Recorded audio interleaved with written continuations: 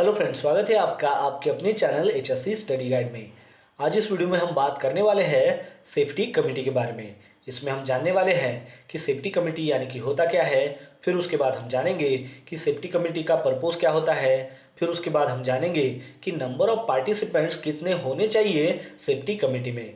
फिर उसके बाद हम जानेंगे कि सेफ्टी कमेटी के मेंबर्स कौन कौन होते हैं। और फिर उसके बाद हम जानने वाले हैं कि सेफ्टी कमेटी मीटिंग को हम कैसे कंडक्ट कर सकते हैं। तो आज ये सारी इन्फॉर्मेशन आपको इस वीडियो के माध्यम से मिलने वाली है। तो चलिए फिर वीडियो को स्टार्ट करते हैं।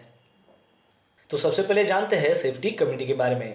तो दोस्तों, एज पर फैक्ट्री एक्ट 1948 इसमें सेक्शन 41 जो जी है वो है workers participation in safety management. तो उसमें पॉइंट नंबर 1 दिया गया है कि जो भी ऑक्यूपायर है, तो हर एक फैक्ट्री में जो भी हजार्डस प्रोसेस होती हो या फिर हजार्डस सब्सटेंस का उस फैक्ट्री में इस्तेमाल किया जाता हो या फिर हजार्डस जो सब्सटेंस है उसको हैंडल किया जाता हो, तो वहां पर सेफ्टी कमेटी को वहां पर इस्टेब्लिश करना है, वहां पर सेटअप करना है। और अगर हम सेफ्टी कमेटी के डेफिनेशन की अगर बात करें तो सेफ्टी कमेटी यानी कि ऐसी मीटिंग कि जहां पर वर्कर्स हो या फिर एम्प्लॉयर्स हो, वो सभी जो है वो रेगुलरली एक ऐसा शेड्यूल बनाते हैं मीटिंग करने का कि जहां पर जो भी साइट के रिलेटेड सेफ्टी इश्यूज हो उसको एड्रेस किया जाए, वहां पर डिस्कस किया जाए। तो ऐसे रेगुलरली शेड्यूल वाली मीटिंग को जो महीने में एक बार होती हो तो उसको सेफ्टी कमेटी जो है कहा जाता है।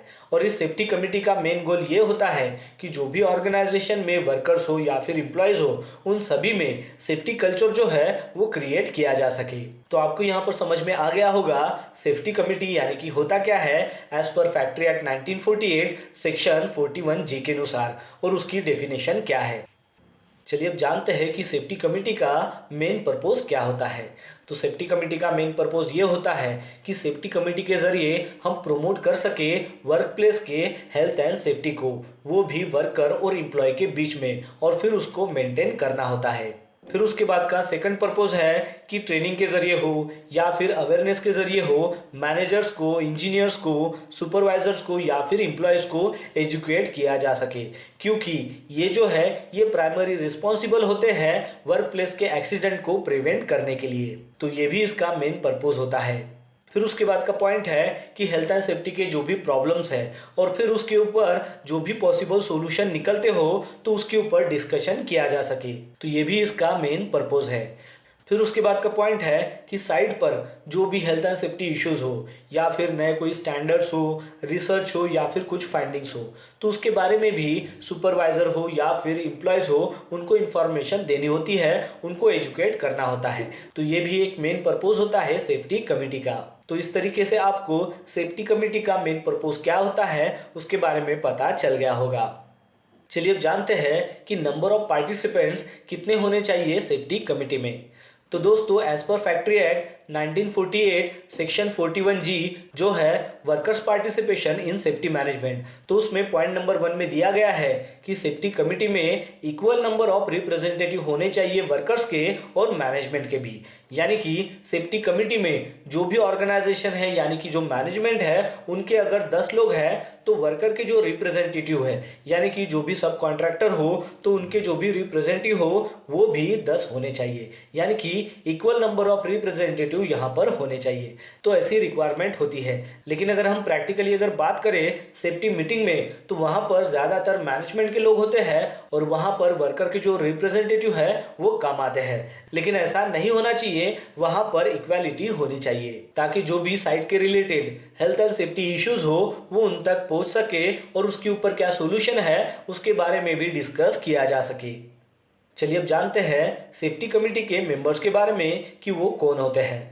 तो सबसे पहले है कि मैनेजमेंट की तरफ से एक सीनियर मैनेजर होना चाहिए। यानी कि जो भी कंपनी में आप काम कर रहे हो, जो भी ऑर्गेनाइजेशन में जिस साइट पर आप काम कर रहे हो, तो उस साइट के ऊपर जो भी सीनियर मैनेजर है वो उस सेफ्टी कमेटी का मेंबर होना चाहिए। फिर उसके बाद है एचएससी रिप्रेजेंटेटिव। वो एचएससी मैनेजर भी हो सकते हैं, एचएससी इंजीनियर भी हो सकते हैं या फिर एचएससी ऑफिसर भी हो सकते हैं।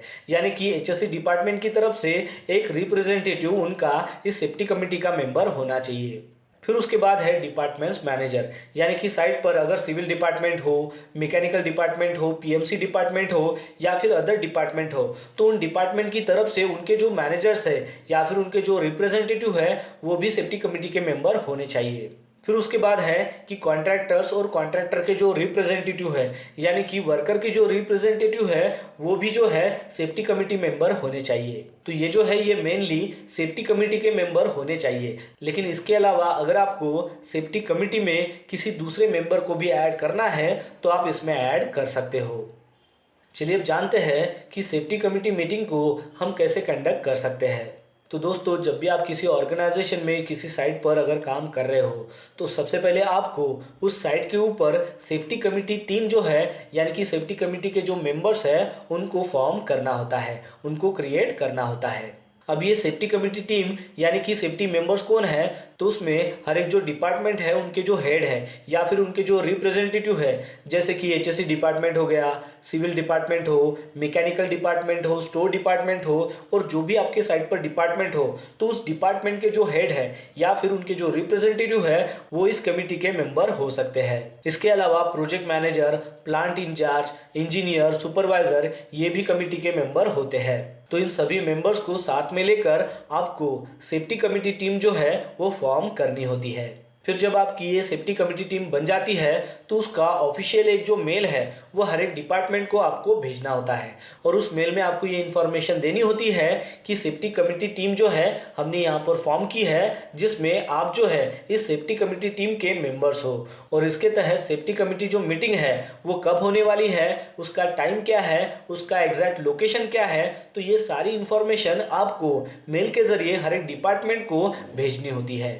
फिर उसके बाद जिस दिन सेफ्टी कमेटी मीटिंग होती है तो उस सेफ्टी कमेटी मीटिंग में आपको सेफ्टी रिलेटेड जो भी पॉइंट्स है साइट के, यानी कि जो भी अनसेफ एक्ट हो, अनसेफ कंडीशंस हो जो साइट के ऊपर हो चुकी हो या फिर नियर मिस हो चुका हो या फिर कोई इंसिडेंट हुआ हो या फिर एक्सीडेंट हुआ हो, तो उसके बारे में इस सेफ्टी कमेटी मीटिंग में डिस्कस किया जाता है। सेफ्टी कमेटी मीटिंग में जब ये डिस्कशन होता है कि सेफ्टी रिलेटेड ये सारे पॉइंट्स हैं, तो वो जो सारे पॉइंट्स है यानी कि जो भी ऑब्जर्वेशंस है वो अगर ओपन है और उसको क्लोज करना है, तो जिस डिपार्टमेंट की तरफ से ये जो पॉइंट्स है ये ऑब्जर्वेशंस ओपन है तो उस डिपार्टमेंट को आपको बोलना होता है कि ये जो ऑब्जर्वेशन है आपकी ओर से ओपन है तो इसको आपको क्लोज करना है। तो उनकी तरफ से आपको एक टारगेट डेट जो है वो लेनी होती है कि उस टारगेट डेट तक उस डिपार्टमेंट को उस ऑब्जर्वेशन को क्लोज करना होता है।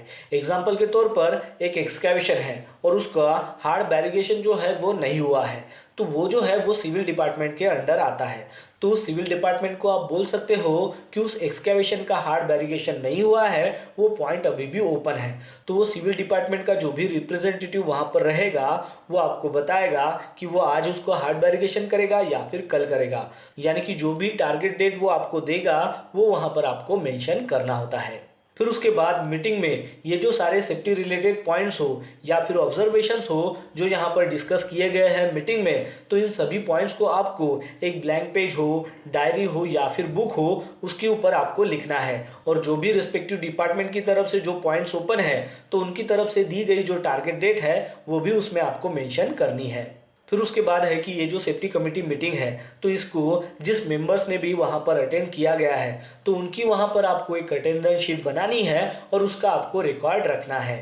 और फिर उसके बाद है कि सेफ्टी कमेटी मीटिंग खत्म होने के बाद जो भी आपने पॉइंट्स लिखे हुए हैं तो उन सभी पॉइंट्स का आपको मिनट्स ऑफ मीटिंग बनाना है, यानी कि उसका MOM बनाना है। और फिर उसके बाद जब आपका मिनट्स ऑफ मीटिंग बन जाता है तो वो जो मिनट्स ऑफ मीटिंग है उसको आपको हर एक जो कमेटी मेंबर्स हैं उन सभी को सेंड करना होता है। तो इस तरीके से आप जो है आपके साइट पर सेफ्टी कमेटी मीटिंग जो है वो कंडक्ट कर सकते हो। तो दोस्तों, आशा करता हूँ कि आपको इस वीडियो के माध्यम से पता चल गया होगा सेफ्टी कमेटी के बारे में, जिसमें हमने जाना कि सेफ्टी कमेटी क्या होता है, उसका पर्पस क्या होता है, उसमें कितने पार्टिसिपेंट्स होने चाहिए, उसमें कौन मेंबर होते हैं और सेफ्टी कमेटी मीटिंग को हम कैसे कंडक्ट कर सकते हैं। तो बस आज के लिए इतना ही, मिलता है नेक्स्ट वीडियो में एक नए टॉपिक के साथ में। तब तक के लिए टेक केयर, बाय बाय।